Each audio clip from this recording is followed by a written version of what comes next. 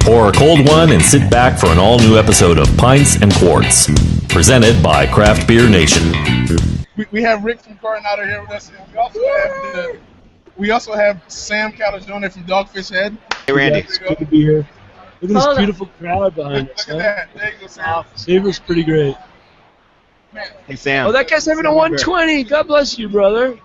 Take that easy. Come on. Give me some props. I got some Del Whoa, 30. Nice. So, Sam, I just wanted to... Man, That's get nice. Chris. Correct. Hold Yeah, on. I want to get in the meat of the interview here before I... That's There you go. nice. Good work. Nice. World's first cider beer hybrid right there. All right, so, Nice. Sam, how long have you been coming to Savor?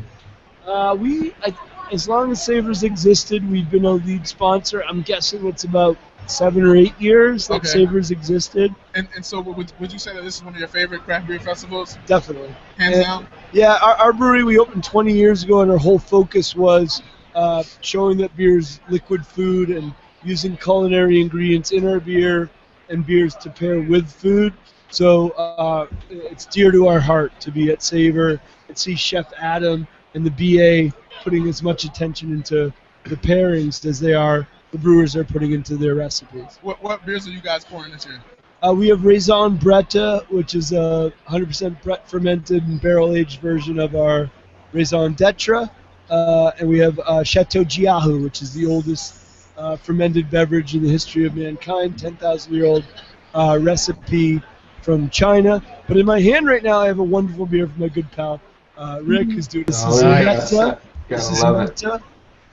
Beautiful IPA from my boys in This Cali. is pretty better, right? Yeah, most people start their love of hoppy beers with 120. Not really. Or idiot IPA. No, you're right that IPA is not as crushingly bitter as a lot of IPAs. It's malty and hoppy. So it actually is, if you're a cognac drinker or like a liqueur drinker, it's a good place to start. I feel like you guys have beer that a lot of your beers are perfect for. There are people who say they don't like beer, and then I'm like, have you had Chateau Jiahu? Have you had Positive Contact? Like those are perfect beers for people who drink wine and don't think that they like beer. Yeah. I think that you guys do a really good job of building a crossover beers for folks. That's nice, and we started doing our hybrids of beer wine hybrids starting in '96 with Raison d'Etre and cider and beer hybrids a decade ago. So we try and find bridges to get people from wine world or the cider world to come hang out with us craft brewers. What about a bridge from the West Coast to the East Coast? Can we build that? Yes, we can. We are Can building we build that? We can build Yes, we can. beer. Can we build that? Yes, Yes, we we can. can. I'd like to build that.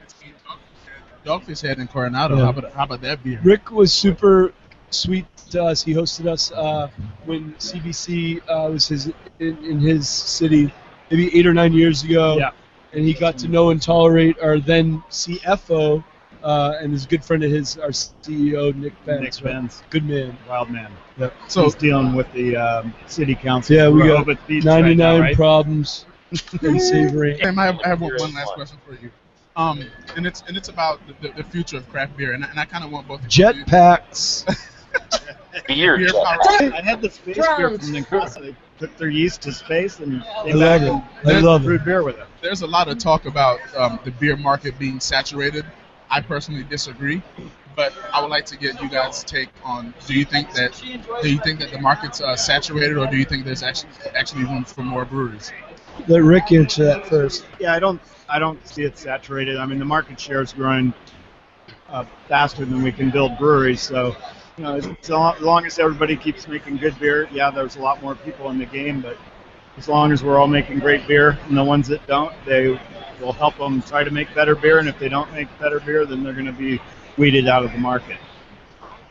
You too. My answer is really echoing on Rick. The consumer will decide, not the media, when there's too many breweries. And there's every evidence in the world that indie craft beer will get to 20% market share by 2020. That said, the current opening rate of 2 new commercial breweries per day is probably not sustainable as we head to 20% market share by 2020. So it's up to you guys as consumers to decide. The vast majority of craft breweries are going to make quality, consistent, well-differentiated beer, and that's the Holy Trinity. But those that don't, the consumers will decide. And I'll say this too. I think that the point that should also be made is that not every brewery has aspirations to be as big as Dogfish had. Not every brewery wants to be Coronado or New. That's a beautiful thing. That's a beautiful thing. You can be an awesome, successful brewery and just be in your tasting room serving pints with a food truck outside. Scale's irrelevant. Exactly. You know, we've been saying, you know, size is irrelevant for decades, right? Exactly. I'll go, you know. Scale's irrelevant. Quality, consistency, and well-differentiated liquid. That's what matters. Cheers. Thank you guys Coronado's so much doing for your it. time. The We brewers in this appreciate it. room are doing it. Sam, I got a question for Yeah, you. awesome.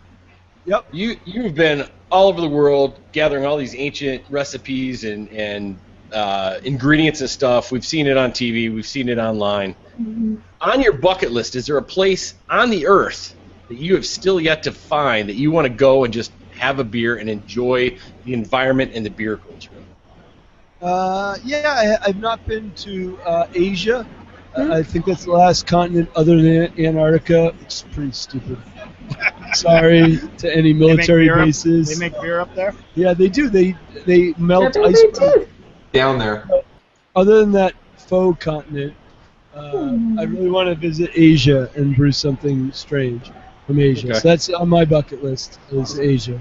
Yeah, I'm helping So up. if the government of Asia is listening, I want to visit. Oh, they are right now. Beautiful. I'd love There to you go to. I'd love to go to Russia too. So. All right. Thank you guys for But- spreading the word.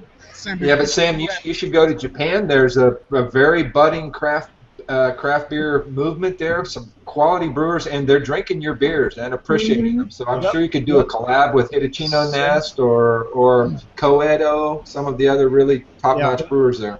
We did a collaboration with Coronado, and we sell beer over in Japan. Boom. I'm actually helping a friend of mine open a brewery in Thailand, up in Chiang Mai. So Chiang Mai Brewing Company. Shit's going up in It's Asia. gonna happen. Shout out sure. to Chiang Mai. Bye, guys. Yeah, Thank Later, you. Cheers. Cheers.